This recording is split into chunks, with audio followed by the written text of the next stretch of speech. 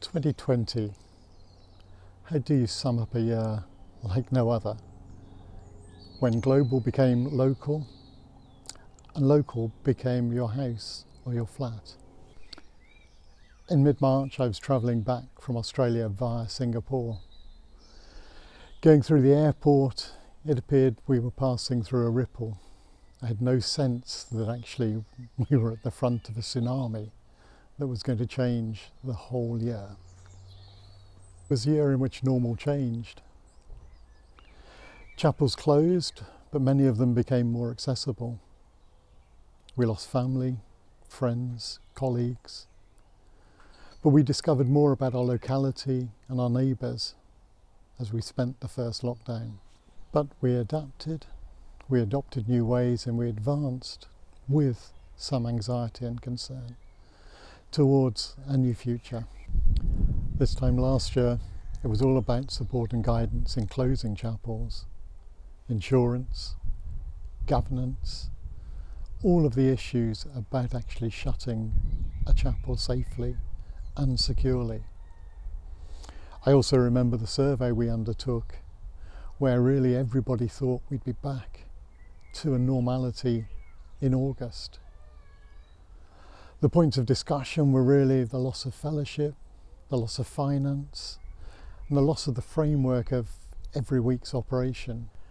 We saw congregations embrace new digital platforms, Skype, Zoom, Teams. Suddenly the technology was there, and we embraced it in a way that really would have probably taken 5 to 10 years. It was achieved by many, many congregations within 5 weeks, and was fundamental in ensuring that we were able to continue to meet. We partnered with the Wood Green Trust in supplying microphones, cameras, lights, all of the bits and pieces that would help increase the quality of people being able to get online.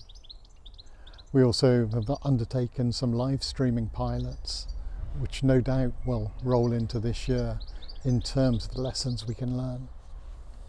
But with the hardware, we still needed our ministers who embraced all of this technology, who actually found very often their workload doubling as they undertook services online, as they sought to follow up.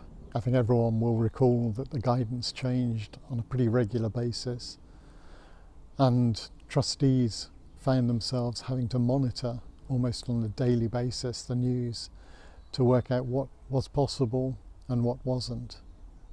It was really a very difficult time to be having any sort of leadership role, and I do thank everyone who undertook it with such grace and with such commitment to get through really last summer, as we now start to look towards this summer and hopefully a different type of future. And I think the change is constant, and the status quo was never really an option. I think we need to plan,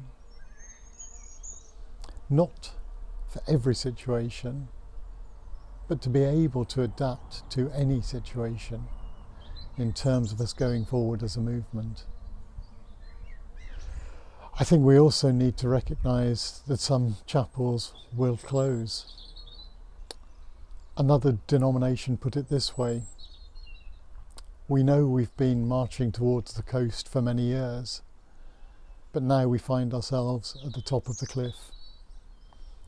And that's about being realistic, but it's also about underlying the key issue that even if a chapel closes, a congregation can continue and thrive.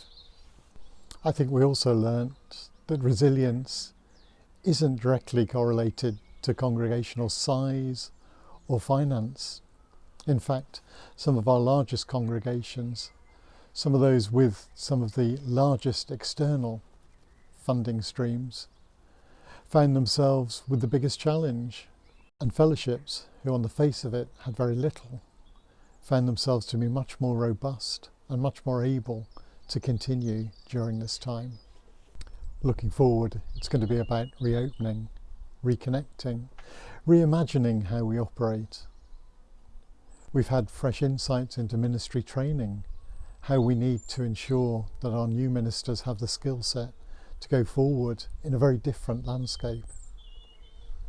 And I think we look forward to a year of possibilities and a year filled with new energy.